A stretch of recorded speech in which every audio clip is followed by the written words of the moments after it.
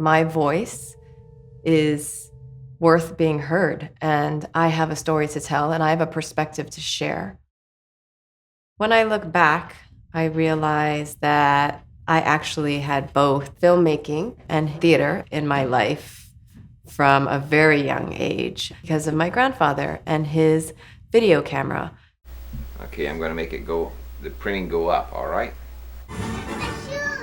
He took so much video of me growing up. So from about 18 months or 2 years old, I was well aware of the camera and where the camera was and playing to the camera and what it was to produce a little segment of something. Can we begin with my first dance? And I didn't even realize that it was all going into me.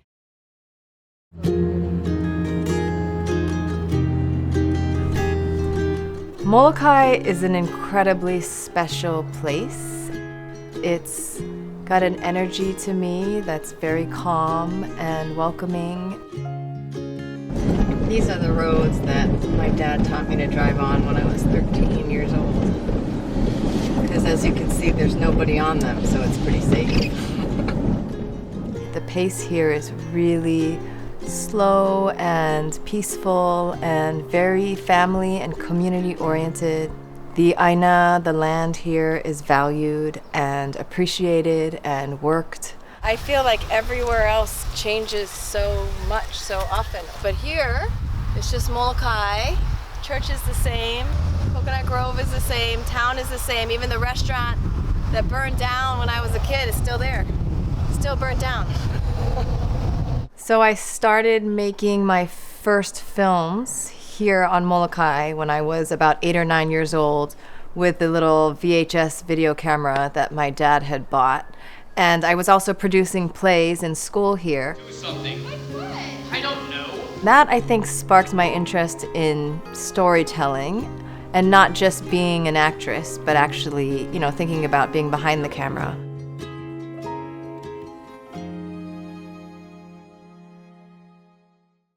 So I've always been a natural leader, and from a young age held leadership positions.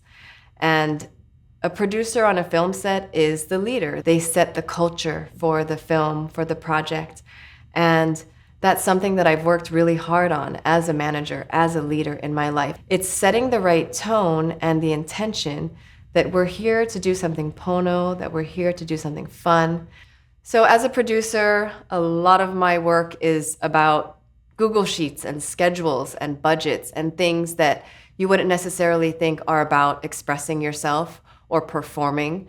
But at the end of the day, as a producer, I do express myself and perform a lot as far as my voice in what projects I'm working on. And going forward, I'm committed to really exercising that ability as much as possible in choosing women-centered films, Hawaiian-centered films, Asian-centered films, sharing voices that have been erased or silenced. By taking those indigenous perspectives, combined with modern technology, we can find a way forward as a human civilization that will actually help to heal all of us and the earth versus the path we're going down now.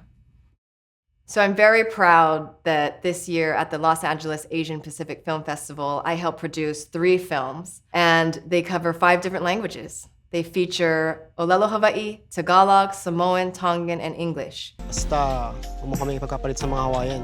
Ipabalik na ako kay Ira. Ano? Come on, sis. Tasi, lua, kolu, fa. Copy. 그리고 할머니는 매일매일 일을 열심히 한다. That's special to me that we're getting those languages out in the world for people who know them to hear them and for people who don't know them to hear them. I think that sign language is a huge part of the kinds of films that I'm going to be making and deaf culture. My mom is a sign language interpreter. I do have a deaf foster brother. I asked him to star in one of my films and he did great.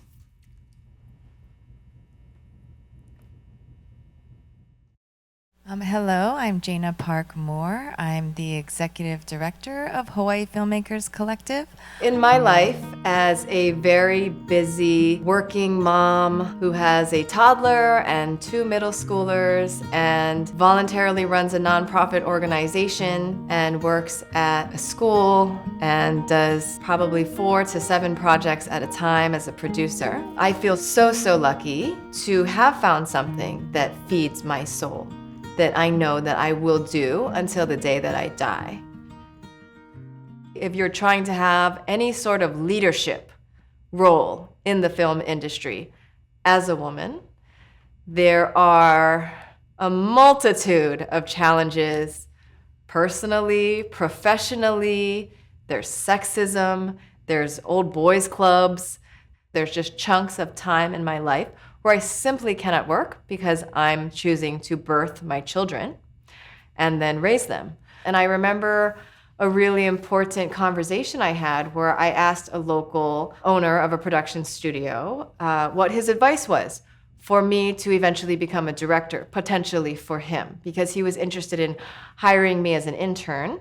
And he asked what my long-term goals were. And I said, maybe directing. And his response was, I just can't pitch a female director to my clients.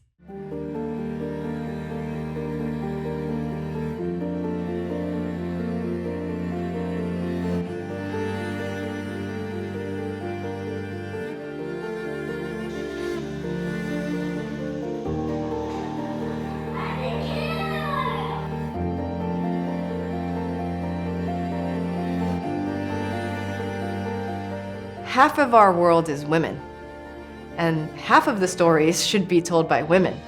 To me, that's very logical.